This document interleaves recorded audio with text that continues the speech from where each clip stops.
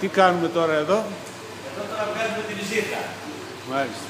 Μετά την πήξη του γάλακτος βγαίνει το τυρόγαλο. Το τυρόγαλο το ξαναβράζουμε πάλι, αυτό είναι βραστήρας, το ξαναβράζουμε σε κάποια θερμοκρασία των 85 βαθμών και βγαίνει η βυζίτα. Είναι αφρό, να το πω αφρόγαλο για να το καταλάβει και ο κόσμος. Μάλιστα. Να πούμε, είμαστε λοιπόν στο τυροκομείο του κυρίου Γαβρίλη, και είναι ο κύριος Γιάννης Γαβρίλης, που έχει εδώ ένα από τα παλιότερα τυροκομεία στην περιοχή εδώ του Καρπενησίου. Παράδοση. Το 1960 λειτουργεί αδελφώς όλα τα χρόνια. Μάλιστα. Είμαστε τρίτη γενιά τώρα και έρχεται συνέχεια. Τώρα είναι η εποχή λοιπόν που βγάζουμε το καινούριο το τυρί, έτσι. Το γάλα πότε το έχουμε μαζέψει τώρα αυτό?